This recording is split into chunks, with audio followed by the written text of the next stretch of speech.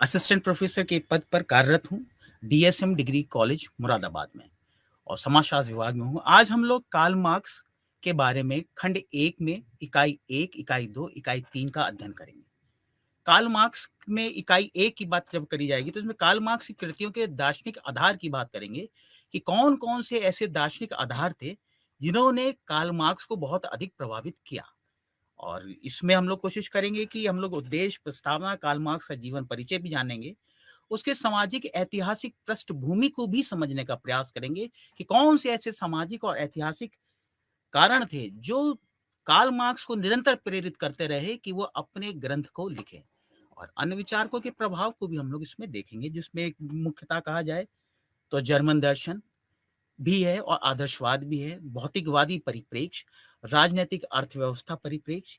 इसी के साथ-साथ जो उनके मुख्य विचार रहे हैं जैसे विसंबंधन, वर्ग और अधीनता का संबंध, उत्पादन के साधन, संबंध, शक्तियाँ एवं रीतियाँ हम लोग देखेंगे। और मेरा मानना है कि इस इकाई को पढ़ने के बाद, इस पूरे खंड को पढ़ने के बाद, आप कार्ल मार्क्स के जीवन चरित्र से, जीवन से पूर्णतः परिचित हो जाएँगे, समझ जाएँगे और कार्ल मार्क्स के लेखन को प्रभावित करने वाले कौन से प्रमुख बौद्धिक विचार रहे हैं, उनको भी आप जान जाएँगे।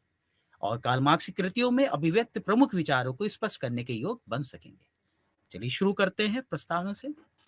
कार्ल मार्क्स एक ऐसे महान जर्मन दार्शनिक थे, जिनके बारे में जितना भी कहा जाए कम है। उनको लेकर अगर बात की जाए तो उनके लेखन में जो चीज़ें शामिल थी, उसमें उत्पादन की पूंजीवादी रीति, वर्ग एवं वर्ग संघर्ष, राजनीतिक अर्थव्यवस्था, अलगाववाद और ऐसे अनेक महत्वपूर्ण विषय वस्तु सम्मिलित हैं।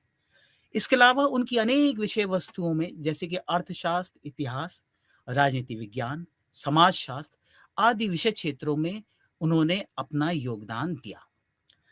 अगर हम कार्ल मार्क्स के जीवन परिचय की बात करेंगे तो जो कार्ल मार्क्स के जीवन परिचय को हम 5 प्रावस्थाओं में विभक्त कर सकते हैं। जिसमें प्रारंभिक वर्ष की बात करी जाए तो प्रारंभिक वर्ष में इनका पूर्ण नाम था कार्ल हाइनरिश मार्क्स।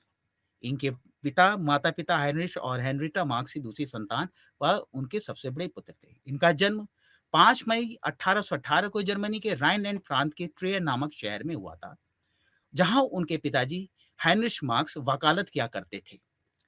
हाइनरिश मार्क्स जर्मनी के छोटे परंतु पूरी जर्मनी में फैले यहूदी समुदाय के सदस्य थे। इस काल में क्योंकि जर्मनी में नेपोलियन का राज्य था, इसलिए यहूदियों को व्यापार एवं व्यवसाय के वह अवसर मिले, जिससे कि जो अवसर उन्हें पहले प्राप्त नहीं होते थे। नए विस्तृत अवसरों का लाभ उठाने के लिए अनेक यहूदी परिवारों ने अपनी पारंपरिक जीवन शैली को बदल लिया था। वर्ष 1828 में नेपोलियन की हार के बाद वियना कांग्रेस ने जर्मन राइनलैंड प्रांत को प्रेशर राज को सौंप दिया। इसका अर्थ ये था कि जर्मनी फिर एक बार सामंतवादी राज्यों में बढ़ गया और यहूदियों को फिर से प्रजातीय राजनीतिक तथा धार्मिक प्रतिबंधों को झेलना पड़ा। अब देखिए सामंतवादी राज्यों में बढ़ गया, ये सब फैक्टर जो हैं, ये सब कारक कार्ल मार्क्स के मन में ज़रूर थे, इसीलिए उन्होंने अपनी जब वर्ग संघर्ष की बात की, ऐतिहासिक भौतिकवाद की बात करते हैं, तो वो सामंतवादी शब्दों का भी प्रयोग करते हैं, तो कृपया इस पे भी ध्यान देना है। वर्ष 1817 में कार्ल मार्क्स के जन्म के 1 वर्ष पूर्व उसके पिताजी ईसाई चर्च के सदस्य बन गए थे। धर्म के प्रति कार्ल मार्क्स के उग्र दृष्टिकोण का भी एक कारण आंशिक रूप से ये हो सकता है कि उस समय इस प्रकार धर्म परिवर्तन करने वाले लोगों को एक विशिष्ट दयनीय स्थिति से गुजरना पड़ता था। उनके पिताजी क्योंकि पेशे से वकील थे, तो वो भी ये चाहते थे कि कार्ल मार्क्स भी वकालत की पढ़ाई करें। तो इसलिए उन्हें कार्ल मार्क्स को बॉन विश्वविद्यालय के विधि संकाय में प्रवेश दिलवा दिया। लेकिन 1836 के मध्य में वो बर्लिन विश्वविद्यालय भेज दिए गए। अगर यहाँ बात करी जाए तो अब हम लोग इनके दूसरी प्रवस्था बर्लिन काल की बात करते हैं। बर्लिन विश्वविद्यालय में कार्ल मार्क्स उस समय हीगलवादी दर्शन के प्रभाव से गुजरा। हीगलवादी एक बहुत बड़े दार्शनिक थे, जो प्रत्ययवाद के भी एक तरीके से प्रणेता माने जाते थे। वे युवा हीगलवादी समूह के सदस्य बन गए। जर्मन बुद्धिजीवियों के जीवन में ये हताशा के वर्ष थे। न्यायशास्त्र का छात्र होने के नाते कार्ल मार्क्स ने एडवर्ड गांस के व्याख्यानों को सुना, जो कि उस समय हीगल के प्रमुख शिष्य थे। गांस का कार्ल मार्क्स पर काफी प्रभाव था। मार्क्स ने उनसे सैद्धांतिक आलोचना की पद्धति सीखी। गांस ने मार्क्स को बताया कि न्यायशास्त्र में इतिहास के दर्शन के सभी प्रकारों को प्रयुक्त और सत्यापित करने का वैधानिक क्षेत्र क्या है। इसके परिणाम स्वरूप युवा मार्क्स ने प्रत्यक्षवाद पर हीगलवादी विचारों के प्रतिद्वंदी सिद्धांत की रचना करने का प्रयास। देखिए यहाँ पर ध्यान देने वाली बात क्या कि कार्ल मार्क्स पर निरंतर ही हीगल के विचारों का प्रभाव आता जा रहा था। हीगल क्योंकि उस समय के द्वंद्ववाद के एक प्रणेता थे, इसलिए हीगल भी ये शब्द आपको ध्यान रखना है। इस पर मार्क्स के पिता भी परिकल्पनाओं को छोड़ देने की सलाह के बावजूद भी मार्क्स ने लॉ की पढ़ाई छोड़ दी। उन्होंने कहा विधि का अध्ययन मेरे लिए नहीं है तथा दर्शन शास्त्र के अध्ययन में पूरी तरीके से लीन हो गए।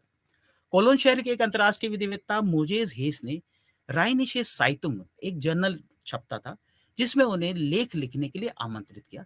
बाद में मार्क्स इसके मुख्य संपादक भी बन गए थे। शीघ्र ही मार्क्स को यह आभास हो गया कि जर्मनी में स्वच्छंद तरीके से लिखना और बोलना प्रतिबंधित है। तो मार्क्स ने कोशिश ये करी और ये निर्णय लिया कि मैं फ्रांस की तरफ जाऊंगा और फ्रांस में रहकर ही अपने पठन पाठन और अध्यापन का कार्य करूंगा। अपने विवाह के पश्चात वर्ष 1843 में वो पेरिस चले गए। तीसरी प्रावस्था की बात करी जाए तो पेरिस काल की बात करी जाएगी। पेरिस में 19वीं शताब्दी के मध्य में जब कार्ल मार्क्स पेरिस आए तो फ्रांस की इस राजधानी में यूरोप की सामाजिक, आर्थिक, राजनीतिक तथा सांस्कृतिक उथल मची हुई थी। लेकिन जहां तक मार्क्स का प्रश्न है, उनके मस्तिष्क में सिर्फ एक ही प्रश्न घूम रहा था कि फ्रांसीसी क्रांति के विफल होने के क्या कारण थे।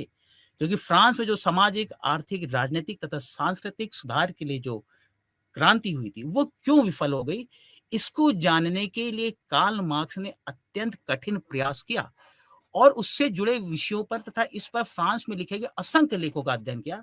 और ये आप नहीं मानेंगे कि इस 25 वर्षीय कठोर परिश्रमी ने जितना भी वृहद साहित्य उस पे लिखा हुआ था, जो भी पन्ने थे, उन सबको दिन रात लीन होकर, अध्ययन में लीन होकर उन सबको पढ़ा। और उसके बाद उन्होंने युवा हीगलवादियों के समूह को अपनाया था और वे हीगलवाद के बारे में भी सबको जानना चाहते थे। फ्रांस की राजनीति क्यों असफल हुई और हीगलवाद क्या कहना चाहते थे, दोनों को उन्होंने जोड़ने का प्रयास किया। फ्रांस और इंग्लैंड के अर्थशास्त्रियों के कार्यों के अध्ययन के बाद मार्क्स को हीगलवाद से जुड़े हुए अनेक मुद्दों पर काफी स्पष्टता हो गई। उन्होंने फ्रांस तथा जर्मनी की सामाजिक आर्थिक दशाओं की तुलना प्रारंभ की। यद्यपि मार्क्स फ्रांसीसी समाजवादी लेखकों तथा अंग्रेजी समाजशास्त्रियों से प्रभावित थे, लेकिन वे इनकी विद्वता के आलोचक भी कम नहीं थे। वो समाजवादी लेखकों के उनसे प्रभावित तो जरूर थे, लेकिन उनकी आलोचना भी करते थे, क्योंकि मार्क्स के अनुसार इन विद्वानों ने इतिहास का कोई भी कालखंड या इतिहास में जो भी समस्याएं या दुविधा रही हैं, उनके बारे में उसका मर्म नहीं समझा, ना उसके बारे में किसी प्रकार का कि वो हीगलवाद के कट्टर आलोचक तो थे। वहीं दूसरी तरफ मानव समाज की संरचना के बारे में उन्होंने हीगल के विचारों को भी स्वीकार। हीगल का प्रभाव कार्ल मार्क्स पर अत्यधिक पड़ा था, ये बहुत ही ध्यान देने वाली बात है। कार्ल मार्क्स का जो सिद्धांत है वो हीगल के ही विचारों पर खड़ा है। दूसरे शब्दों में हीगल की भांति मानव इतिहास की प्रक्रिया के विभिन्न तत्वों के बीच औपचारिक संबंधों में मार्क्स की भी आस्था थी, परंतु इन तत्वों के बारे में उनकी समझ हीगल से हटकर फ्रांसीसी चिंतक सेंट सीमो तथा उसके अनुयायियों के विचारों के अध्ययन पर टिकी। इस प्रकार हीगल की आलोचना करने से मार्क्स को एक नए दृष्टिकोण और एक नई कार्य योजना का आधार मिल गया। और जब ये वो समय था जब मार्क्स साम्यवाद में रुचि लेने लगे थे। साम्यवाद से अगर कहा जाए तो साम्यवाद से तात्पर्य होता है कि वह समाज जहां पर किसी भी प्रकार का राज्य का हस्तक्षेप नहीं होगा। ये साम्यवादी अवस्था कार्ल मार्क्स के संपूर्ण सिद्धांत में अंतिम अवस्था है तथा समाज को साम्यवादी बनाना ही उनका मुख्य उद्देश्य था। इसी समय में उसकी उनकी मुलाकात फ्रेडरिक एंजल्स नामक क्रांतिकारी से हुई। वो भी एक जर्मन क्रांतिकारी थे और एक कपड़ा मिल के मालिक थे।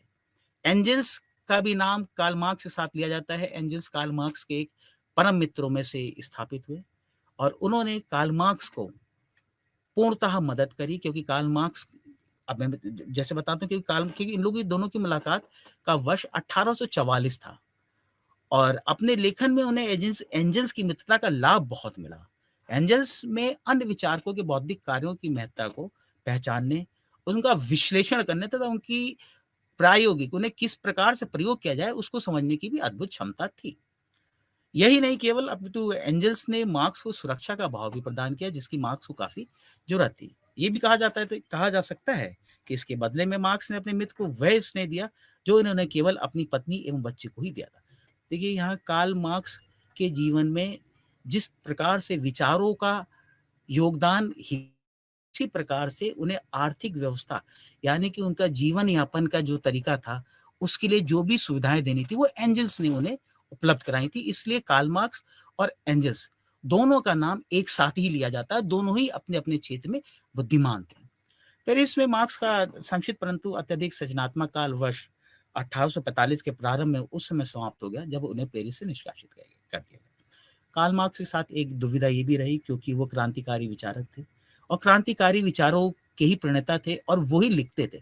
इसलिए बहुत जल्दी ही उनके खिलाफ वो शासन के खिलाफ लिखते थे, सरकार के खिलाफ लिखने लगते थे, तो उन्हें वहाँ से निष्कासित कर दिया जाता था। इसी प्रकार उन्हें पेरिस से निष्कासित कर दिया गया। समाजवादी पत्रिका क्योंकि कारण क्या था उसका कि एक समाजवादी पत्रिका थी फरवार्टिस में उन्होंने प्रशा के राजा के खिलाफ टिप्पणी छपी थी, जिसके लिए राजा की तरफ से संपूर्ण समूह के निष्कासन की मांग की गई थी, जिसमें कार्ल मार्क्स भी थे। अपनी पत्नी और 1 साल की बेटी थी उनकी, वो छोड़ के वो ब्रसेल्स चले गए, जहाँ उनका मित्र एंजल्स भी आ गया।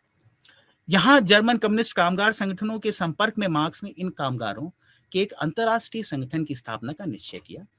इस संगठन की शाखाएं विभिन्न नगरों में थीं। ये उस काल की शुरुआत थी जब विचारक मार्क्स क्रांति के विचार दृष्टा बन गए, यानी कि उनके मन में, उनके मन मस्तिष्क में क्रांति के भाव आ चुके थे। और अब हम यहाँ पर जो डिस्कस करेंगे चौथी प्रावस्था है, वो है क्रांतिकारी मार्क्स। कामगारों के एक परिसंघ कम्युनिस्ट लीग के लिए कार्य करते हुए कार्ल मार्क्स एक क्रांतिकारी दल के संगठनकर्ता और नेता बन गए। वर्ष 1847 में कम्युनिस्ट लीग की लंदन शाखा ने मार्क्स को पार्टी के उद्देश्य व लक्ष्यों को स्पष्ट करने वाले एक दस्तावेज को तैयार करने की बात कही, उन्हें जिम्मा सौंपा। देखिए यहाँ कोशिश करी समझने की। 1847 में 1847 में उन्हें कम्युनिस्ट लीग की लंदन शाखा ने मार्क्स को पार्टी के उद्देश्य व लक्ष्यों को स्पष्ट करने वाले और 1848 में के आरंभ में इसे लिख दिया, पूर्ण कर दिया। और इस दस्तावेज का प्रकाशन वर्ष अगर देखा जाए तो 1848 1848 की पेरिस क्रांति के कुछ सप्ताह पूर्व ही हुआ था और इसे the manifesto of the communist party कहा गया। ये बहुत ही महत्वपूर्ण पुस्तक है, ये बहुत ही महत्वपूर्ण दस्तावेज है। इसको जरूर याद रखिएगा कि the manifesto of the communist party किस वर्ष छपी थी। 1848 में लिखी गई थी और तभी छपी थी। कम्युनिस्ट पार्टी के उक्त घोषणा पत्र के लेखन के फलस्वरूप कार्ल मार्क्स एवं उनके परिवार को फिर बेल्जियम से निष्कासित कर दिया कि भाई बेल्जियम से आप लोग बाहर जाइए। दूसरी ओर उन्हें नई फ्रांसीसी सरकार जो पेरिस में थी उसने आमंत्रित किया और पेरिस में बहुप्रतीक्षित क्रांति प्रारंभ हो चुकी थी, जैसा कि वो लिख ही रहे थे। अतः मार्क्स तुरंत पेरिस के लिए रवाना भी हो गए। मार्क्स क्रांति के इस दौर से बहुत अधिक प्रभावित नहीं हुए और एक बार फिर पेरिस छोड़कर कोलोन चले गए ताकि उन्हें इस बात का पता चल सके कि वे अपनी मातृभूमि जहां से वो आए थे, जर्मनी के राइनलैंड में अपने विचारों को किस तरीके से प्रतिपादित कर सके थे, क्योंकि वह अपनी जन्मभूमि में भी ये कार्य देखना चाहते थे कि जन्मभूमि में क्या क्रांति के कोई बीज उग सकते हैं। और उन्होंने फिर अपनी पुरानी पत्रिका के नाम पर ही अपनी एक नई पत्रिका छापी जिसका नाम न्यू राइशिने साइतुंग रखा और उसका प्रकाशन आरंभ किया। इस पत्रिका में प्रकाशित लेखों को जनता अच्छी तरीके से पढ़ती थी क्योंकि कार्ल मार्क्स का लेखन ही अद्वितीय था, क्योंकि बहुत ही अच्छी तरीके से अपनी अपने जो विचार होते थे, जो सिद्धांत होते थे, उन्हें प्रस्तुत करते थे और एक तारतम्यता होती थी। इसलिए जो उनके रीडर होते थे, जो उनके लेख पढ़ते थे, उन्हें भी उनमें एक एक इंटरेस्ट आता था। और इसका और बहुत जल्दी वहाँ की प्रशा की सरकार को भी पता लग गया, तो उन्होंने इनके इस क्रांतिकारी रवैये के कारण उस पत्रिका को जब्त करा दिया और फिर उसका एक अंतिम अंक लाल अक्षरों में प्रकाशित है। इस अंक में प्रकाशित लेख के लिए मार्क्स को देशद्रोह के आरोप से गिरफ्तार कर लिया गया और उन पर कोलोन के न्यायालय में मुकदमा चलाया गया। अब यहाँ देखिए मुकदमा चलाया जा रहा है। यहाँ पर वो अपनी पैरवी कार्ल मार्क्स स्वयं कर रहे हैं। कार्ल मार्क्स अपनी पैरवी वहाँ जूरी के सामने स्वयं कर रहे हैं और उन्होंने जर्मनी और अन्य देशों की सामाजिक आर्थिक दशा पर एक प्रभावशाली व्याख्यान दिया। जूरी के जो सदस्य थे वो उनके इस चेतनादायक भाषण से बड़े प्रभावित हुए। उन्होंने उन्हें धन्यवाद भी दिया तथा उन्हें सभी आरोपों से मुक्त कर दिया। लेकिन सरकार ने पहले ही उनकी नागरिकता वापस ले ली थी, अतः जुलाई 1849 को उन्हें राइनलैंड से निष्कासित कर दिया गया। चूंकि उनके पास बहुत कम वैकल्पिक स्थान थे जहां वे रह सकते थे, वे एक बार फिर पेरिस में थे, जहाँ पर फ्रांसीसी सरकार के आदेश के तहत उन्हें या तो फ्रांस छोड़कर जाना था या आजीवन अज्ञातवास गुजारना था। तो कार्ल मार्क्स को मुझे लगता है कि ऐसे बौद्धिक विचारक व्यक्ति को बहुत ज़्यादा पसंद नहीं होगा। अब उनकी प्रावस्था में 5वीं प्रावस्था की बात करेंगे तो हम बात आते हैं निष्कासन की। कार्ल मार्क्स ने मित्रों के सहयोग से एकत्रित धन से इंग्लैंड जाने का फैसला किया और टिकट लिया, और इंग्लैंड वो अगस्त 1849 में इंग्लैंड चले गए।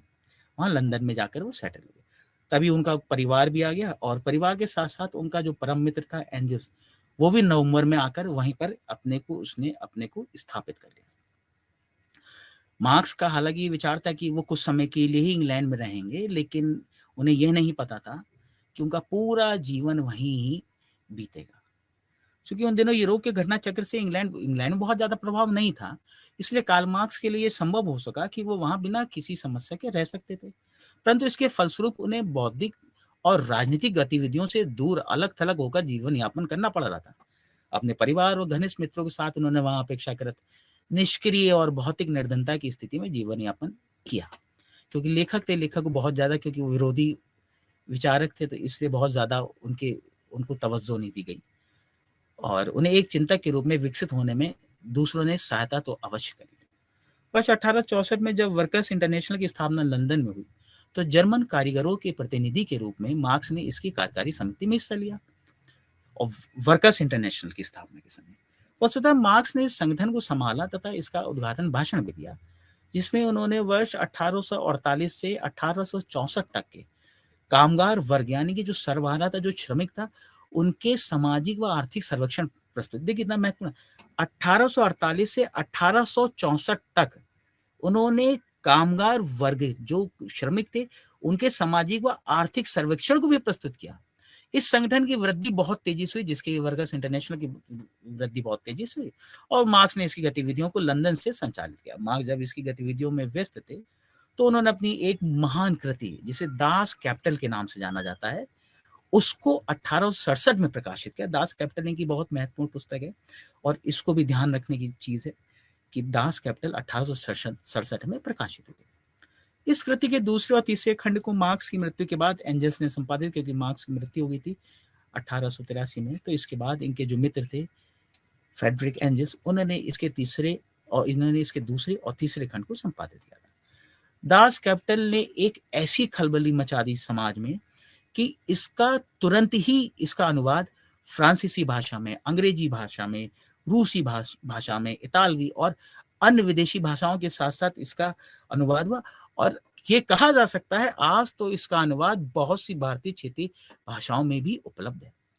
कुल 30 वर्षों तक मार्क्स के लेख और भाषण मूलतः उस देश के विरुद्ध रहे, जिसने अंततः उनके विचारों को स्वागत किया तथा उन्हें आधुनिक काल का सबसे बड़ा नायक बना दिया था। ये देश था रूस। जब रूसी लोग लंदन में मार्क्स से मिलने आते थे, तो मार्क्स उनका स्वागत करते थे और उनसे अपने जीवन के मिशन के बारे में भी बात किया करते थे। उनके जीवन का मिशन पूंजीवादी समाज को जड़ से उखाड़ फेंकना था। ध्यान दीजिए, उनके जीवन का मिशन पूंजीवादी समाज को जड़ से उखाड़ फेंकना था।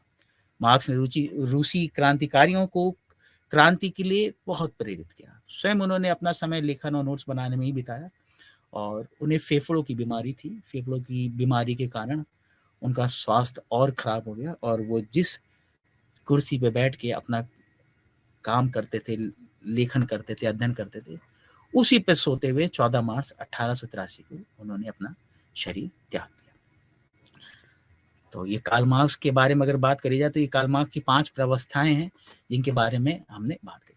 अब हम लोग प्रकाश डालते हैं कि कार्ल मार्क्स ऐसी कौन-सी सामाजिक ऐतिहासिक व्यवस्थाएँ थी, या ऐसी कौन-सी सामाजिक ऐतिहासिक पृष्ठभूमि थी जिसने कार्ल मार्क्स को इन सब चीज़ों के लिए प्रेरित किया। आइए इस पे प्रकाश डालते हैं। 18वीं और 19वीं शताब्दियों में समस्त यूरोप में व्यापक आर्थिक परिवर्तन देखे गए। इन परिवर्तनों ने विशेष रूप से इंग्लैंड को प्रभावित किया। अधिकांश परिवर्तन आर्थिक क्षेत्र में एक औद्योगिक अर्थव्यवस्था के प्रवेश के कारण हो रहे थे, क्योंकि इस समय अगर आपको याद हो, तो जेम्स वाट के द्वारा स्टीम इंजन का उद्घाटन किया जा चुका था, निर्माण किया जा चुका था। तो जिस प्रकार से पहले केवल मनुष्य श्रम से कोई उत्पादन किया जाता था, वो अब भाप के इंजनों से पूरा होने लगा था, इसलिए औद्योगिक अर्थव्यवस्था बढ़ने लगी थी।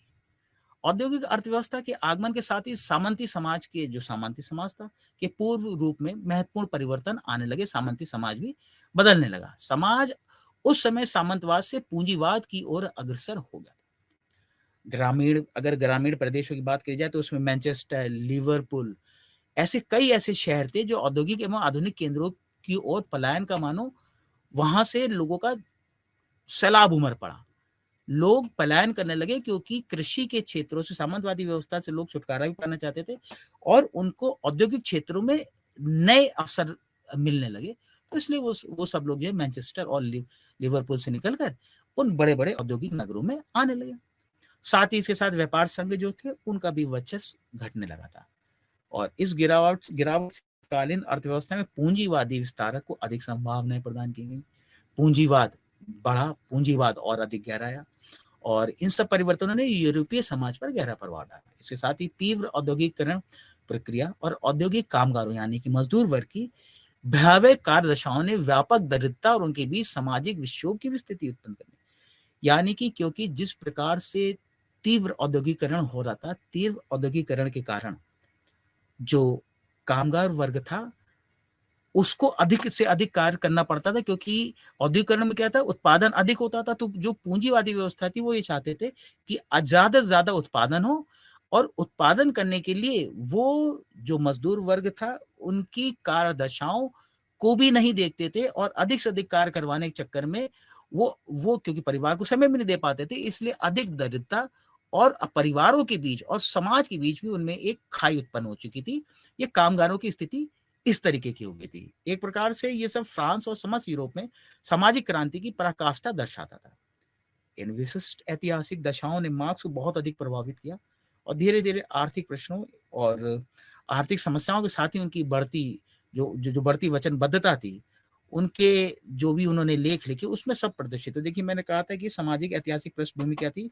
इसमें सामाजिक ऐतिहासिक पृष्ठभूमि की बात की जाएगी तो जो भी ये जिस भी प्रकार की ये आर्थिक समस्याएं धीरे धीरे कामगार जो मजदूर वर्ग थे उनके लिए आ रही थी उन पर इनका ध्यान लगने लगा था। कार्ल मार्क्स का ध्यान उन्होंने अपना ध्यान उस पर केंद्रित करा और बहुसंख्य लेख उसके लिए उन्होंने लिखे और उन पर एक महत्वपूर्ण प्रभाव एंजल्स की करती the conditions of the working class in England in 1844 1844 में किताब लिखी थी एंजल्स ने, उसका प्रभाव बहुत पड़ा और इसके बाद उन्होंने औद्योगिक कर्मचारियों की दुर्गति की प्रकृति क्या किस प्रकार से उनकी क्या स्थिति है उसका विस्तृत से उन्होंने लोगों को अवलोकन कराया। इसके बाद कामगारों के आंदोलन के साथ उनकी वचनबद्धता अधिकाधिक बढ़ गई यानी कि वो कामगारों के साथ जुटने के लिए तैयार हो गए। कार्ल मार्क्स का अपना अपना अपना स्वयं का एक रुझान था। मार्क्स और एंजल्स ने साम्यवाद संबंधी अपना तत्व ज्ञान विकसित किया और मजदूर वर्ग आंदोलन के बौद्धिक नेता बन गए यानी मजदूरों के वो प्रणेता बन गया। वो ये चाहते थे कि इस प्रकार से एक क्रांति हो जिससे कि सर्वहारा की समस्त समस्याओं उनकी समस्त दुविधाओं को दूर किया जाए और पूंजीवाद व्यवस्था को जड़ से उखाड़ कर फेंक दिया जाए। जैसे कि हमने बताया था 1848 में द मैनिफेस्टो उन्होंने द कम्युनिस्ट मैनिफेस्टो उन्होंने प्रकाशित किया था। उसमें उन्होंने कहा था एक चीज और बता देते हैं इसमें कि मार्क्स और एंजल्स ने इस समूह का एक नया नाम दे दिया कम्युनिस्ट लीग और इस लीग के सिद्धांतों का संक्षेपण कर एक घोषणा पत्र लिखना शुरू कर दिया था। और जब द कम्युनिस्ट मैनिफेस्टो लिखा तो इसमें एक बड़ा प्रसिद्ध और बड़ा ही ऐतिहासिक बयान कहा जा सकता है जो कार्ल मार्क्स ने दिया था। उन्होंने कहा था सर्वहारा का मतलब बुर्जुआ और सरवारा। बुर्जुआ का मतलब यहाँ पर हो जाता है जो संपत्ति जो पूंजी के मालिक है वो बुर्जुआ कहलाते थे जर्मन भाषा में और सर्वहारा कहा जाता था जो श्रमिक वर्ग। तो उन्होंने एक ऐतिहासिक बयान दिया, एक ऐतिहासिक बात कही। सर्वहारा वर्ग तुम्हारे पास खोने के लिए अपनी बेड़ियों के सिवा कुछ नहीं है। तुम्हें एक जंग जीतनी है। समस्त जगत के मजदूर इस जंग को जीतने के लिए एक हो। यानी कि उन्होंने समस्त मजदूरों से समस्त जगत के पूरी दुनिया के मजदूरों से कहा कि तुम्हें अपने पास खोने के लिए अपनी बेड़ियां जो पैर में तुम्हारे हाथों में जकड़ी हैं उनको खोने के अलावा तुम्हारे पास कुछ नहीं है और एक होकर इस जंग को जीतो और इस पूंजीवादी व्यवस्था को उखाड़ फेंको। औद्योगिक पूंजीवाद के उदय और क्रमिक संकलन में उन्हें शोषणकारी व्यवस्था की आलोचना करने की दिशा में और अधिक जागरूक और सुस्पष्ट बना दिया। ये कार्ल मार्क्स की विशेषता थी। और अगर यहाँ पर अब देखा जाए कि कौन से ऐसे अन्य विचारक थे जिनके प्रभाव या जिनका बौद्धिक लेखन कार्ल मार्क्स को प्रभावित करता था, तो उसमें देखा जाएगा तो हम देखेंगे कि सबसे पहले जर्मन दर्शन और आदर्शवाद की बात की जाए। जर्मन दर्शन एवं आदर्शवाद जिससे बहुत अधिक प्रभावित थे। अपने छात्र जीवन के आरंभिक वर्षों में मार्क्स तत्कालीन जर्मन दर्शन और आदर्शवाद से प्रभावित हो गए। अधिक विशेष रूप से बात अगर करी जाए तो इसमें फ्रेडरिक हीगल और फायरबाख का नाम प्रमुख रूप से लिया जाता है, क्योंकि हीगल के विचार उस समय आदर्शवाद दर्शन के व्यापक रूप में देखे जा सकते थे। अपने समान अर्थ में अगर आदर्शवाद की बात की जाए तो आदर्शवाद दर्शन विचारों पर बल देता है, जैसे सामाजिक परिवर्तन कारक, यानी समाज में कोई परिवर्तन होता है तो विचारों के आधार पर ही होता है। इसके अलावा हीगल द्वंद्व न्याय को, यानी कि वो जो द्वंद्व का जो उनका सिद्धांत था, उनको तीन तत्वों की दृष्टि से स्पष्ट करते हैं, अर्थात अभिधारणा, प्रतिस्थापना एवं संश्लेषण। अभिधारणा से तात्पर्य यहाँ पर मैं साधारण शब्द में बता दूं, अभिधारणा यानी कि कोई एक धारणा पहले से बनी हुई है, फिर उसके बाद उस धारणा में कुछ ऐसे तत्व निहित होते हैं कि जिनका विरोध होता है, उनकी जगह प्रतिस्थापन यानी कि उनकी जगह दूसरे तत्व आ जाते हैं। यानी कि अगर देखा जाए तो समझा जाए तो वाद होता है, एक स्टेटमेंट होता है, उसके विपक्ष में प्रतिवाद आ जाते हैं कि भाई ये तत्व, आपका जो ये अभिधारणा है इसमें ये कमी है, तो इसको प्रतिस्थापित करने के लिए ये चीजें या ये तत्व इसमें समाहित होने चाहिए। उसके बाद वाद प्रतिवाद में निरंतर द्वंद्व चलता है, और उसके बाद जो चीजें निकल के आती हैं वो कुछ अभिधारणा की भी होती हैं और प्रतिस्थापना भी, यानी कि वाद में भी के भी कुछ तत्व होते हैं और प्रतिवाद के भी तत्व होते हैं। वो संवाद के रूप में यानी संश्लेषण के रूप में नए रूप में बन के आते हैं, और प्रधानता नया संश्लेषण फिर सामने जब आता है तो इस दृष्टि से इतिहास में प्रगति किसी अवधारणा अर्थात अभिधारणा और उसका विरोध अर्थात प्रतिस्थापना के बीच द्वंद्व की श्रृंखला के माध्यम से होता रहता है, जो कि फिर से नए विचार होते हैं। ये प्रक्रिया निरंतर समाज में चलती रहती है। वाद, प्रतिवाद और द्वंद्ववाद की ये प्रक्रिया निरंतर चलती रहती है। मार्क्स ने हीगल के जो द्वंद्ववाद का जो सिद्धांत था उसके विचार को स्वीकार किया, परंतु वे विचारों पर उनका मेन मुद्दा क्या था, वो मुख्य मुद्दा ये था, कार्ल मार्क्स उनके विचारों से बहुत अधिक प्रभावित नहीं थे। द्वंद्ववाद के सिद्धांत से तो प्रभावित थे, लेकिन वो ये नहीं कहते थे कि विचार ही हैं जो द्वंद्ववाद को उत्पन्न करते हैं, वो इसके पक्ष में नहीं थे। विचारों के स्थान पर कार्ल मार्क्स ने भौतिक पदार्थों यानी कि भौतिक बलों को आगे रखा और द्वंद्वात्मक भौतिकवाद की अवधारणा को विकसित किया। द्वंद्वात्मक भौतिकवाद कार्ल मार्क्स की सर्वाधिक महत्वपूर्ण एक अवधारणा है, जिसके बारे में हम आगे इकाई 2 में विस्तार से पढ़ लेंगे। मार्क्स ने पूंजीवादियों और सर्वहारा वर्ग के बीच द्वंद्वात्मक संबंध पर बहुत सावधानी से विचार किया। उन्होंने ये बताया कि जो पूंजीवादी समाज है और जो सर्वहारा है, उनके बीच किस प्रकार का द्वंद्व चलता है, यानी कि उनके बीच किस प्रकार का वाद प्रतिवाद चलता है। साथ ही उन्होंने समाज में परिवर्तनों के द्वंद्वात्मक इतिहास का संबंध आदिम से लेकर सामंती से होते हुए पूंजीवादी समाज से भी जोड़ा। इसके अलावा अगर देखा जाए तो द्वंद्वात्मक दृष्टिकोण ये विचार लेकर चलता है कि समाज के विभिन्न पहलू निरंतर एक दूसरे से संघर्षरत रहते हैं, यानी कि द्वंद्व में ये है ही कि द्वंद्व रहेगा ही, वाद प्रतिवाद के, यानी कि एक वाक्य के सामने दूसरा वाक्य भी आना ही है, उसमें प्रतिवाद निरंतर चलते रहना ही। इस व्यवस्था का अनुसरण कर मार्क्स ने पूंजीवादियों और सर्वहारा वर्ग के बीच जो विरोधाभास पाया जाता था उसका अध्ययन करने का, हर कामगार वर्ग का शोषण है, यानी कि जब तक पूंजीवादी जो हैं वो कामगार वर्ग का शोषण करते रहेंगे तो इनकी स्थिति खराब ही रहेगी, ये बेहतर स्थिति में नहीं आ पाएंगे कामगार, और यही शोषण कामगार वर्ग के लिए विद्रोह करने और पूंजीवाद को उखाड़ फेंकने हेतु नई परिस्थितियां पैदा करेंगी। यानी कि जो शोषण उनका हो रहा है, कामगारों का, सर्वहारा का जो शोषण हो रहा है, वही शोषण को जब कामगार वर्ग समझेगा, अपने अपने अपने समूह में उसे समूह में डिस्कस करेगा, समझेगा, तो पूंजीवादी व्यवस्था को उखाड़ फेंकेगा। और अगर देखा जाए तो ये जर्मन दर्शन और आदर्शवाद की बात थी, यानी कि इसमें अब आप समझ सकते हैं जर्मन, क्योंकि हीगल जर्मन के थे, जर्मन दर्शनवाद था।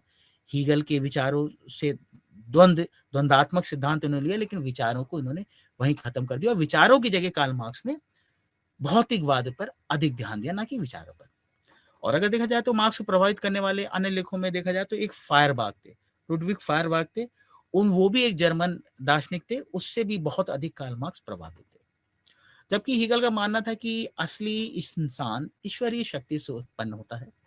फायरबाग का तर्क था कि असली इंसान वे है जो असल भौतिक जगत में जीवन यापन करता है। फायरबाग कहता था कि मनुष्य ईश्वर की एक छवि बना लेता है जिस पर वे आदर्श गुण अध्यारोपित करता है जो कि वे स्वयं प्राप्त नहीं करते। यानी कि हीगल का मानना था कि असली इंसान ईश्वरीय शक्ति से उत्पन्न होता है। फायरबाग का कहने का मतलब बार बार यही था कि मनुष्य वह है जो दिख रहा है, जो सामने मिल रहा है वही सही है, किसी भी काल्पनिक चीजों पे ध्यान नहीं देना चाहिए। और बल्कि मनुष्य क्या करता है, मनुष्य ईश्वर की भांति बनने के लिए, यानी ईश्वर की एक परिकल्पना करता है और उसकी भांति बनने के लिए संघर्ष करता रहता है, जो संभव नहीं होता। इस प्रक्रिया में बहरहाल वे मानवीय गुणों का महत्व नहीं समझ पाता और इस अर्थ में वे धार्मिक इतरी भवन या विसंबंध, जिसे एलिनेशन भी कहते हैं, जिसे अलगाव भी कहते हैं, सिर्फ जीवन भर पीड़ित रहता है। मार्क्स को फायरबाग के विचारों की जिस बात ने आकर्षित किया था वो थी यही धर्म के भौतिक आधारों पर बल। मार्क्स को बहरहाल लगता था कि फायरबाग को धार्मिक इतरी भवन का संबंध आर्थिक क्रियाकलाप से जोड़ना चाहिए था और मार्क्स महसूस करते थे कि इतर भवन या अन्य भवन मनुष्य की सामाजिक एवं आर्थिक गतिविधियों से जन्म लेता है। यानी कि जो मनुष्यों में अलगाव पैदा होता है या जो एक विसंबंधन की स्थिति पैदा होती है, वो इसी कारण से होती है। इसीलिए और इसीलिए कार्ल मार्क्स ने कहा कि ये थोड़ा-सा फायरबाग की कमी रही है।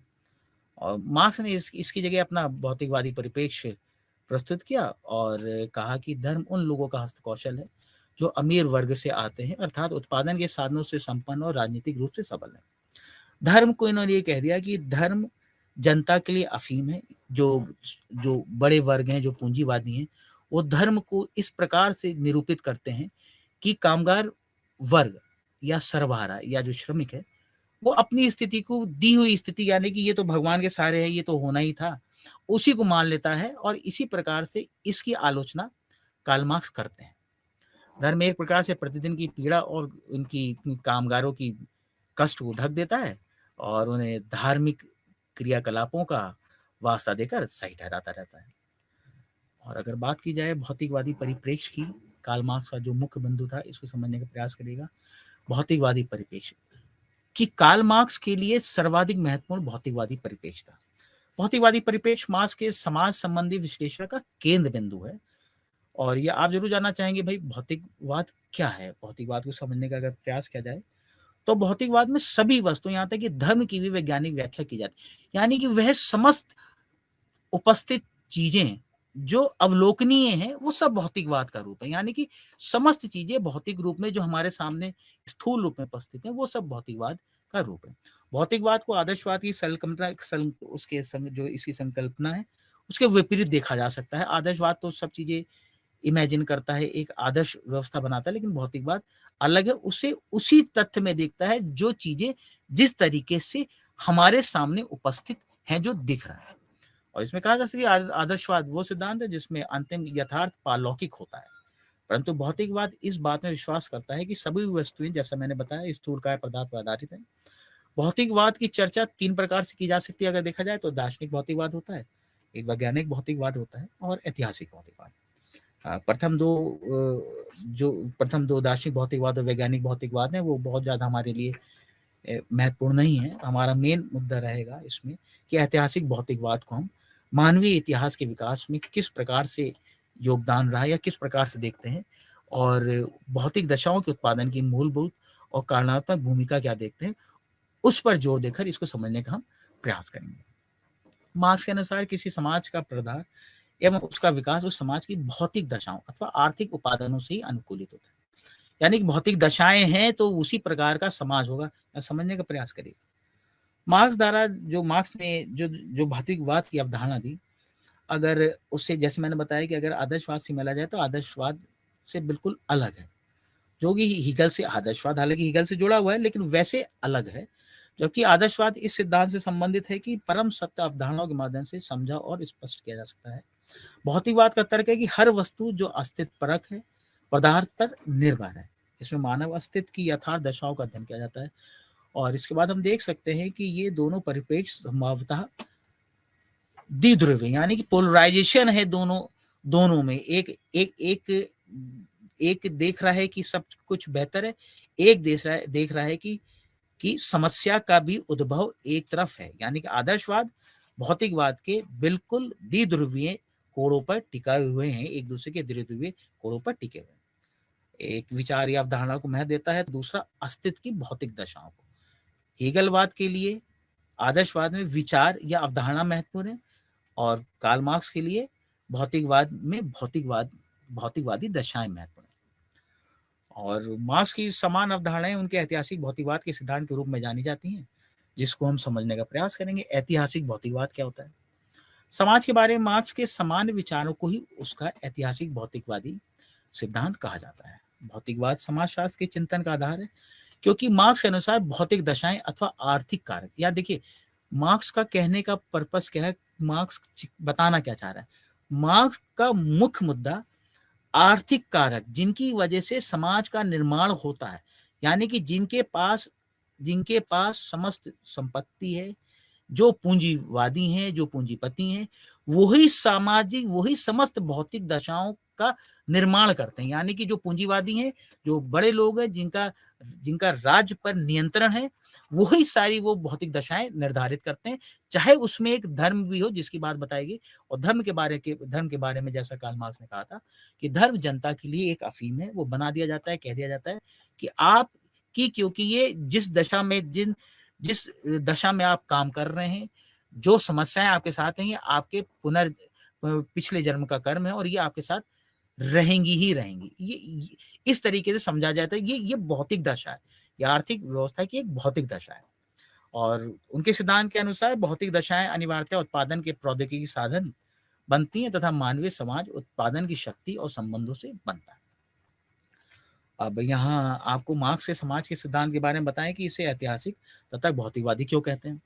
ये ऐतिहासिक इसलिए है क्योंकि मार्क्स ने इसके द्वारा मानव समाजों की एक अवस्था से दूसरी अवस्था, जैसे हम पढ़ते हैं ना कि यह पूरा पाषाण काल, इसी तरीके से कार्ल मार्क्स ने भी अपने ऐतिहासिक भौतिकवाद को, ऐतिहासिकता यानी कि मनुष्यों का जो उद्भव हुआ है, जिन मनुष्यों के उद्भव को जिन ऐतिहासिक काल खंडों में बांटा है, इसीलिए उसे ऐतिहासिक कहा जाता है। और भौतिकवादी इसलिए कहा गया क्योंकि मार्क्स ने मानव समाज के विकास की व्याख्या भौतिक अथवा आर्थिक आधारों पर करी।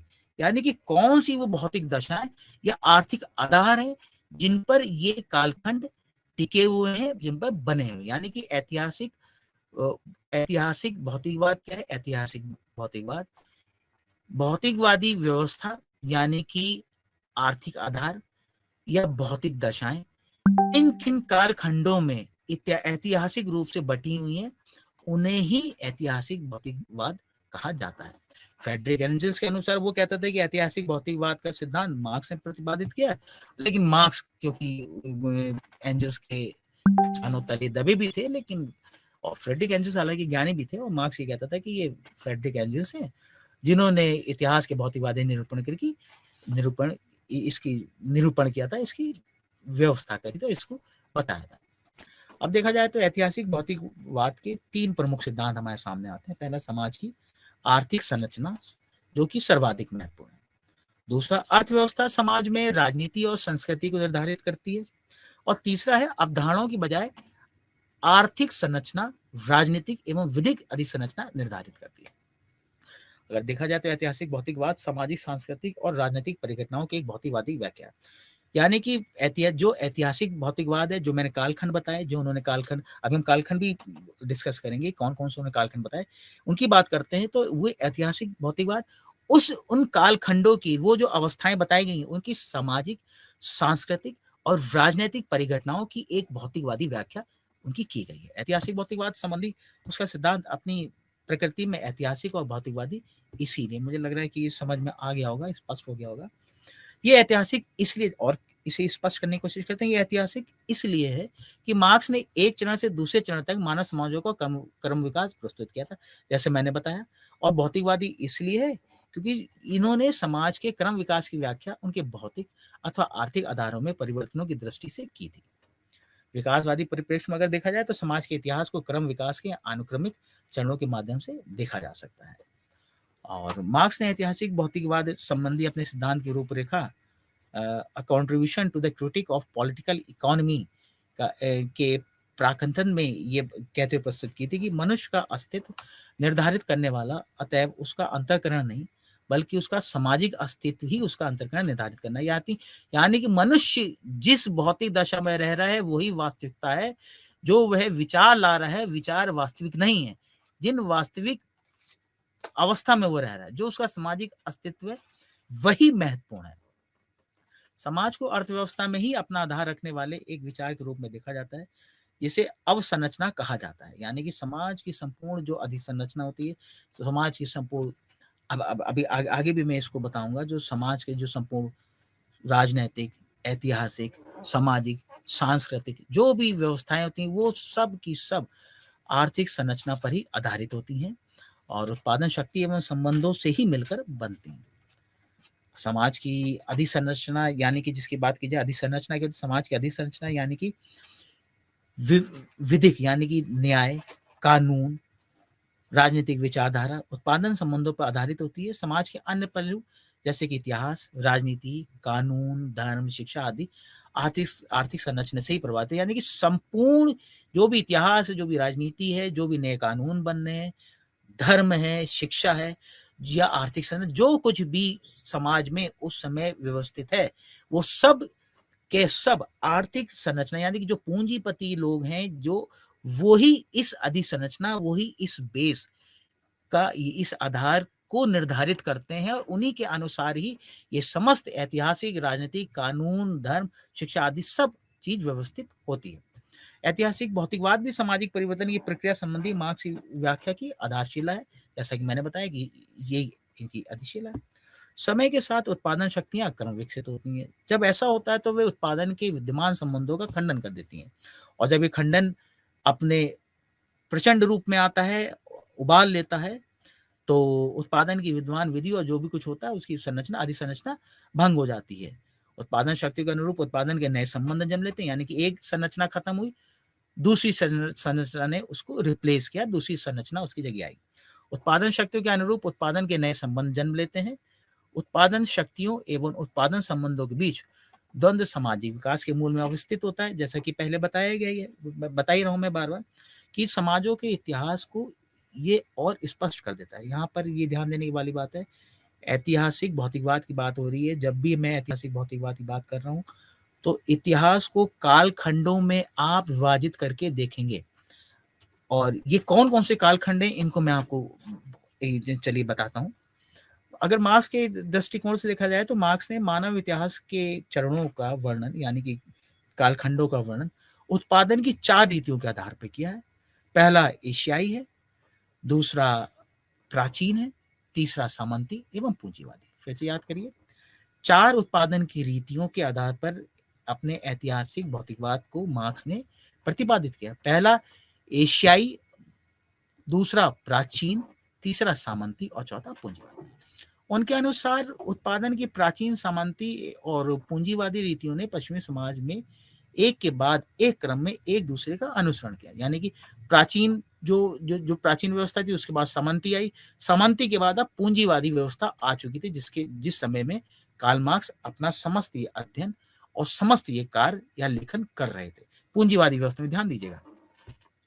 उत्पादन की एशियाई रीति उन समाजों का अभिलक्षण है। देखिए आप डिस्कस करते हैं एक एक करके। एशियाई रीति है, एशियाई स्टाइल है या एशियाई जो प्रखंड है उसकी बात हम करते हैं। वो उनमें वो लक्षण पाए जाते हैं जैसे कि जो भूमि का स्वामित्व था सांप्रदायिक होता था, नातेदारी संबंध प्रबल होते थे और उत्पादन प्रक्रिया और श्रमिक वर्ग पर राज्य का नियंत्रण होता था। उसका मानना था कि जो उत्पादन की एशियाई उसमें जमीनों पर लोगों का कब्जा होने लगा था और राज्य का नियंत्रण होने लगा था। श्रमिक वर्ग पर भी राज्य का नियंत्रण होने लगा था। उसका मानना था कि उत्पादन की पूंजीवादी रीति के पश्चात समाजवाद, साम्यवाद आएगा। उत्पादन की प्रत्येक रीति में उत्पादन साधनों पर स्वामित्व एक वर्ग के हाथों में होता है। यानी कि जो उत्पादन की जो रीति, जैसे एशियाटिक उत्पादन की रीति, प्राचीन उत्पादन की रीति, सामंती उत्पादन की रीति और पूंजीवादी उत्पादन की रीति, इसमें उत्पादन संबंध एवं वर्ग संबंध इसमें निर्धारित हो जाते हैं, जो कि उत्पादन प्रक्रिया से निर्गत होते हैं। उत्पादन की प्राचीन रीति दास प्रथा से, उत्पादन की सामंती विधि कृषि दासता से और उत्पादन की पूंजीवादी रीति मजदूरी पाने से अभिलक्षित है। यानी कि जो प्राचीन रीति थी उसमें दास प्रथा अत्यधिक प्रभावी थी, उसमें दास पाए जाते थे। और उत्पादन की जो सामंती विधि थी उसमें कृषि दास पाए जाते थे। यानी कि एक सामंत होता था जिसकी जमीन, जिसके पास समस्त जमीन होती थी, और जो उसकी जमीन पे खेती करता था वो कृषक दास कहलाते थे। और उत्पादन की जो ये पूंजीवादी व्यवस्था है, बुर्जुआ व्यवस्था है, इसमें मजदूर है जो अपना श्रम बेचता है, अपना श्रम बेचने के लिए मजबूर होता है, क्योंकि अपने उसे अपने जीवन यापन करने के लिए श्रम बेचने के अलावा उसके पास कुछ भी नहीं होता है। उत्पादन की एशियाई रीति राज अथवा शासकीय नौकरशाही के प्रति सभी लोगों की अधीनता से अभिलक्षित होती है। और यहाँ ये कहा जाता है कि क्या कार्ल मार्क्स के ऐतिहासिक भौतिकवाद की तुलना आर्थिक नियतवाद से की जा सकती है? यानी कि क्या कार्ल मार्क्स पूर्णतः आर्थिक नियतवाद थे? उन्होंने जो ऐतिहासिक भौतिकवाद की बात करी, क्या वो पूर्णतः आर्थिक था? यानी कि वो केवल अर्थव्यवस्था पर आधारित था कि उसमें किसी भी प्रकार की सामाजिक, सांस्कृतिक या अन्य कोई और भी चीजें उसमें समाहित थी कि नहीं थी? बिल्कुल थी, क्योंकि कार्ल मार्क्स ने जैसे कहा कि उन्होंने माना कि संस्कृति के बिना किसी भी प्रकार का उत्पादन संभव नहीं है।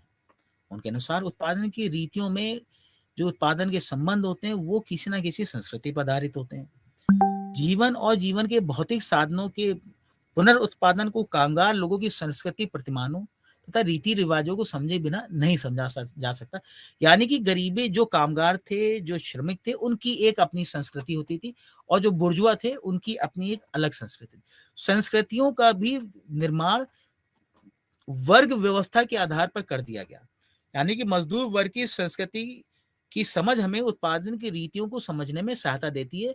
कि जैसे बताया कि उनकी जो उनके जो मजदूर वर्ग है, उनकी संस्कृति में धर्म की जो प्रधानता थी वही थी कि भाई आप इसी तरीके से आपका अस्तित्व रहेगा, और जो है इसे प्रभु ने जो पुनर्जन्म में आपने कर्म किए हैं के साथ आप जिएंगे, और यही आपका अपनी संस्कृति, इसी संस्कृति को वो मान ले रहा था।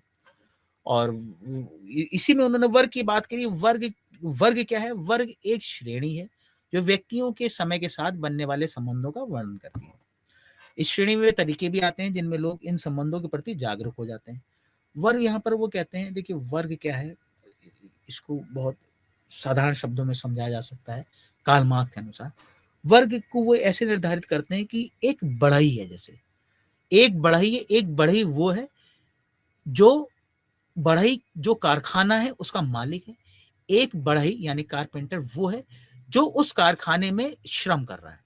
तो ये दो अलग अलग वर्ग हैं, दोनों बढ़ई, दोनों पेशे से, जाति से दोनों बढ़ई हैं, लेकिन दोनों का उत्पादन के साधन में, उत्पादन के संबंध में, उत्पादन की विधि में अलग अलग योगदान है।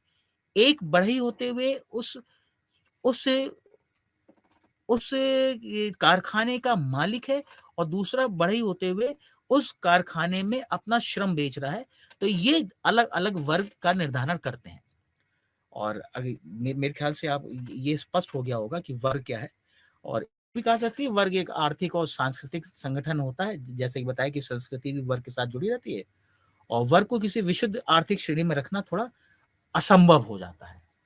और अब देखा जाए तो राजनीतिक अर्थव्यवस्था परिप्रेक्ष्य की बात करते हैं कि राजनीतिक अर्थव्यवस्था, जो अर्थव्यवस्था है वो कैसी थी, वो कितना प्रभावित करती थी।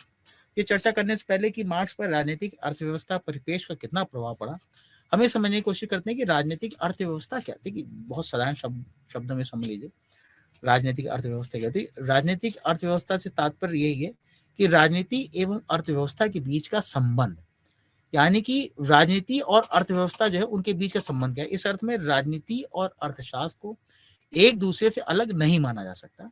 राजनीतिक अर्थव्यवस्था इस प्रश्न को हल करने का प्रयास करती है कि राजनीति और नीतियां, जो राजनीति द्वारा जो नीतियां बनाई जाती हैं, उनका आर्थिक परिणाम यानी कि आर्थिक समृद्धि, व्यापार, रोजगार, समाज एवं धर्मों के विभिन्न वर्गों के बीच आय असमानता को किस प्रकार प्रभावित करते हैं, ये जानने का प्रयास था। एंजल्स ने राजनीतिक अर्थव्यवस्था को उन कानूनों की दृष्टि से स्पष्ट किया जो जीवन निर्वाह के भौतिक साधनों के उत्पादन और विनिमय को नियंत्रित करते थे। यानी कि कहने का तात्पर्य है कि अर्थव्यवस्था ही राजनीति को निर्धारित करती थी कि किस प्रकार की राजनीति होगी, और वह राजनीति जो कामगार थे, जो सर्वहारा थे, जो मजदूर थे, उनकी समस्त जीवन निर्वाह के जो भी तरीके होंगे, जो भी भौतिक साधन में दिए जाएंगे, उसको निर्धारित करती थी। और यही वो पूंजी पूंजीवाद, क्योंकि पूंजीवादियों की ही अर्थव्यवस्था थी, इसीलिए राजनीति उनके हाथों का खेल था। मार्क्स ने फिलहाल राजनीतिक अर्थव्यवस्था की संकल्पना में बहुत अधिक चर्चा नहीं करी, बल्कि इसकी आलोचना जरूर करी। अगर जैसे कि गिडेंस की बात करें, गिडेंस ने अपनी पुस्तक में मार्क्स द्वारा प्रस्तुत राजनीतिक अर्थव्यवस्था की दो मुख्य आलोचनाओं का उल्लेख किया। गिडेंस एंथोनी गिडेंस की बुक थी सोशियोलॉजी, वो बड़ी फेमस पुस्तक रही है। उन्होंने बताया कि उन्होंने बताया कि मार्क्स द्वारा प्रस्तुत राजनीतिक अर्थव्यवस्था की दो मुख्य आलोचनाओं का उल्लेख किया। पहली आलोचना इस मूल अवधारणा का कड़ी निंदा करती है कि पूंजीवाद का अभिलक्षण दर्शाने वाली उत्पादन दशाएं अर्थव्यवस्था के सभी रूपों में देखी जा सकती हैं। मार्क्स का तर्क है कि पूंजीवाद उत्पादन तंत्र का एकमात्र रूप नहीं है। समझने का प्रयास करिएगा। जैसा कि पिछले भाग में पहले हमने देखा और पढ़ा कि पूंजीवाद से पूर्व उत्पादन तंत्रों के अन्य रूप विद्यमान थे, और उत्पादन तंत्रों के अन्य रूप पूंजीवाद के उपरांत भी उभर सकते हैं। और दूसरी आलोचना क्या है? दूसरी आलोचना ये है कि अर्थशास्त्रियों के इस व्यवहार पर प्रहार करती है कि वे हर वस्तु को आर्थिक मूल्य एवं आर्थिक संबंधों में लघुकृत कर देते हैं। खैर, गिडेंस का मामला है, इसमें बहुत ज्यादा ध्यान देने की आवश्यकता नहीं है, लेकिन क्योंकि एक परिप्रेक्ष्य चल रहा था कार्ल मार्क्स का, इसलिए इसके बारे में हमने आपको बताया। राजनीतिक अर्थव्यवस्था ढांचे में वे लोग जो उत्पादन प्रक्रिया में लिप्त नहीं होते, जैसे बेरोजगार, भिखारी आदि, वो अस्तित्व नहीं रखते। कार्ल मार्क्स केवल दो ही वर्ग बता रहा है कि एक बुर्जुआ है और दूसरा सर्वहारा है। यानी कि एक वो है जिसके जो पूंजीपति है, जिसके पास जो समस्त संपत्ति का मालिक है, और दूसरा वो जिसके पास अपना श्रम बेचने के अलावा कुछ नहीं है, या श्रमिक। वो कहता है उसके अलावा भी लोग हैं, जैसे कि बेरोजगार हैं, भिखारी हैं, ये लोग हैं, लेकिन वो कोई अस्तित्व नहीं रखते। और ये कार्ल मार्क्स के लिए बहुत महत्वपूर्ण नहीं था। और समाज में वर्ग विभाजन की अर्थशास्त्र द्वारा सुविधापूर्वक उपेक्षा की जाती है। वास्तविकता बहरहाल यही है कि मजदूरी और मुनाफा पर मजदूर वर्ग और पूंजीवादी वर्ग के बीच शाश्वत संघर्ष रहता है। और मार्क्स इसी बात को बताता रहता है कि क्या होता है कि पूंजीवादी व्यवस्था में जो पूंजीवादी व्यवस्था में जो श्रमिक होता है, उसका निरंतर शोषण पूंजीवादी करता रहते हैं। मार्क्स का दावा है कि उत्पादन की पूंजीवादी रीति में मुनाफे का बड़ा भाग पूंजीपति, यानी कि वो लोग जो जिनकी भूमि है, जिनके पास जो पूंजी के स्वामी हैं, वो हड़प लेते हैं। मजदूर वर्ग के हाथों में दोनों में से कुछ नहीं होता, ना उत्पादन प्रक्रिया और ना ही वह वस्तु जो कि वे बनाते हैं, और अपने ही बनाए माल से वे कोई संबंध भी दर्शा पाने में विफल रहते हैं। इसी को मार्क्स ने श्रमिकों का विसंबंधन, एलिनेशन कहा। मार्क्स के अनुसार यहाँ ये समझने की बात है कि यहाँ ये क्या है कि पूंजीवादी क्या होता है, पूंजीपति क्या करता है, उत्पादन की प्रक्रिया में कहता है कि भाई आप और उत्पादन करिए, उत्पादन करता रहता है। जो रॉ मटेरियल होता है, यानी कि जो कच्चा माल है, उसकी क्या कीमत है, और जितना श्रमिक उन्हें दे रहा है उसकी कीमत है, उसके अलावा जो मुनाफा वो कमाता है, यानी कि उस पे जो मुनाफा कमाता है उसे वो अतिरिक्त मूल्य कहता है।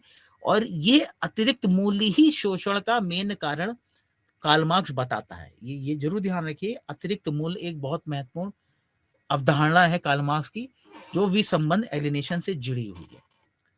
और मार्क्स के अनुसार, मार्क्स कहता है कि हर वस्तु के उससे जुड़े दो प्रकार के मूल्य होते हैं, एक प्रयोग मूल्य होता है और विनिमय मूल्य।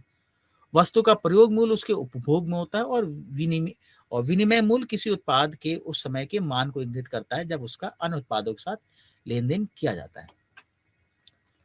इसी के साथ अगर देखा जाए तो कि ये मानव श्रम के शोषण और विनियोजित के इतने उच्चीकृत अर्थ में होता है कि श्रमिक में एलिनेशन पैदा होता जाता है। वो अपने को एक प्रकार से समाज से बिल्कुल अलग कर लेता है। यही इसका ऐतिहासिक भौतिकवाद कहा जाता है। फिर उसके बाद अगर चलती है तो फिर हम मुख्य विचारों की बात करते हैं। तो कार्ल मार्क्स के मुख्य विचारों में हम विसंबंधन, यानी कि एलिनेशन की बात करें। मार्क्स द्वारा उनके लेखों में प्रयुक्त विसंबंध की संकल्पना हीगल से उत्पन्न होती है। एलिनेशन भी देखिए, इसने विसंबंधन भी हीगल से लिया है। बहुत अधिक प्रभाव रहा है। ये पढ़ना भी है और ये समझना भी है। वस्तुतः हीगल के अनुसार विचार ही वह सर्वव्यापी परम तत्व है जिससे मनुष्य को विमुख अर्थात अलग कर दिया गया है। सरल शब्दों में अगर देखा जाए तो हीगल के अनुसार हम अपनी ही धारणाओं और रचनाओं को समझ से भिन्न या बाह्य रूप में देखते हैं। आगे चलकर हम इस विसंबंधन को वश में कर लेते हैं। और फायरबाग हीगल की इस बात से सहमत नहीं थे कि विचार पराभौतिक अर्थ में मनुष्य से कहीं अधिक महत्वपूर्ण होता है। यानी कि विचार को, फायरबाग भी विचारों को बहुत अधिक महत्व नहीं दे रहे हैं। फायरबाग के अनुसार मनुष्य ने जो भी सर्वोत्तम गुण वह सोच सकता था एक ईश्वर नामक सत्ता में व्यक्त कर दिए।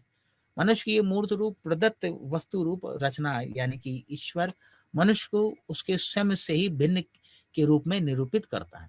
क्योंकि मार्क्स ने हीगल की जो विसंबंधन संबंधी अवधारणा था उसको स्वीकार किया। उन्होंने इस विचार को निरस्त किया कि विसंबंध का वास्ता केवल चेतना से ही है। मार्क्स के अनुसार विसंबंधन में अपने ही श्रम और अपनी ही बनाई वस्तुओं से श्रमिकों के पृथक्करण का भाव सम्मिलित होता है। चाहे किसी बड़ाई का उदाहरण ले लीजिए, कुर्सी बनाता है मगर इस कुर्सी का वह अपने लिए प्रयोग नहीं करता। जैसे फैक्ट्री है, कहीं फैक्ट्री में कोई बड़े कुर्सी बना रहा है, यानी कि उसकी स्वयं की बनाई कुर्सी बिक्री के लिए है, ना कि उसके अपने प्रयोग के लिए। किसी जूता फैक्ट्री में देख लीजिए उदाहरण के लिए, कोई श्रमिक है, वो केवल एक एड़ी बनाता है, और जबकि कोई दूसरा श्रमिक जो है वो जूते का ऊपरी भाग बना रहा है। तीसरा कोई इन्हीं सभी भागों को जोड़कर जूता बनाता है। चौथा इनकी पैकिंग करता है। यहाँ प्रत्येक श्रमिक का कार्य यांत्रिक किस्म का है, ना कि रचनात्मक, यानी कि उसमें कोई क्रिएटिविटी, कोई अपनी रचना नहीं कर सकता है। वो यांत्रिक रूप से निर्धारित कर दिया गया कि आपका ये कार्य है, आपका ये कार्य है, आपका ये कार्य है, आपको ये करना है। और मार्क्स के अनुसार इसी से विसंबंधन पैदा होता है, क्योंकि उनका अपनी चीज नहीं है। और मार्क्स के अनुसार विसंबंधन 4 प्रकार से होता है। क्योंकि श्रमिकों का अपनी बनाई हुई वस्तुओं पर नियंत्रण नहीं है, इसलिए पहला उन वस्तुओं से विसंबंधन यानी कि अलगाव हो जाता है, वो उनकी नहीं है। दूसरा, श्रमिकों का अपने ही क्रियाकलाप पर नियंत्रण नहीं रहता, क्योंकि वे अपने श्रम को वेतन के बदले बेच देते हैं और उत्पादन प्रक्रिया को महज एक आजीविका का साधन मानते हैं। यानी कि पहले जो उन्होंने वस्तु बनाई उससे वो अलग हो गए, वो उनके लिए अपनी नहीं है, इससे लिए अलगाव हो गया। दूसरी चीज, क्योंकि उन्हें अपना वेतन चाहिए, अपना परिवार चलाना है, इसके लिए उन्होंने अपने श्रम को बेच दिया। इस प्रकार से वो मात्र एक समझिए एक आजीविका का साधन मानते हैं, और इसके अलावा कुछ नहीं होता। श्रमिकों को बिना किसी रचनात्मकता और मानसिक वचनबद्धता के आंतरिक रूप से उत्पादन दर्शाना होता है, यानी कि उन्हें काम करना है निरंतर, जो भी काम उन्हें फैक्ट्री में सौंप दिया गया है। और अगर देखा जाए तो चौथी व्यवस्था है, श्रमिकों का निजी श्रम उन्हें आत्म केंद्रित एवं व्यक्तिवादी बना देता है। वे एक दूसरे से प्रतिस्पर्धा कहते रहते हैं, और ये भावना एक दूसरे अलग कर देती है। यानी कि लोगों के मन में एक दूसरे के प्रति प्रतिस्पर्धा हो जाती है कि वो श्रमिक ने उसने इतना काम किया, उस श्रमिक ने उसने इसमें उतना काम किया। इसके बाद अगर देखा जाए वर्ग और अधीनता का संबंध, और इसको हमें लगता है कि आज हमने जो डिस्कस किया है वो ठीक है, और प्रयास करेंगे कि अब जो नेक्स्ट सेशन होगा उसमें कार्ल मार्क्स के वर्ग और वर्ग संघर्ष और विसंबंधन को और समझने का प्रयास किया जाएगा। और आज मुझे उम्मीद है कि जितना भी हम लोगों ने समझा, जितना भी डिस्कस किया है, जो भी परामर्श चला है, काफ़ी हद तक स्पष्ट हो गया होगा, और इसका रिवीजन निरंतर होता रहना चाहिए। और बस इन्हीं तथ्यों के साथ, इन्हीं बातों के साथ मुझे लगता है कि आज विराम देते हैं, और अगला नेक्स्ट सेशन होगा, अगली क्लास होगी, उसमें इकाई 2 और इकाई 3 को पूर्ण रूप से खत्म कर दिया जाएगा, उन्हें विस्तारित रूप से समझा दिया जाएगा। यही हमारा आज का हो रहा है, और बस कुछ चीज़ें हैं जो बताई गई हैं, उन्हीं पर ही ध्यान देना है। यही कार्ल मार्क्स का सार रहा है, और उम्मीद करता हूँ कि कुछ चीज़ें स्पष्ट हो गई होंगी, और चीज़ें स्पष्ट हो जाएंगी। उनमें कुछ किसी भी प्रकार का कोई, बस ऐतिहासिक भौतिकवाद, द्वंद्वात्मक भौतिकवाद, विसंबंधन, ये कुछ चीज़ें हैं जिन पर आपको अपना ध्यान केंद्रित करना है और जिन्हें समझना है। और इन्हीं के साथ आज मैं अपना लेक्चर यहीं समाप्त करता हूँ। धन्यवाद।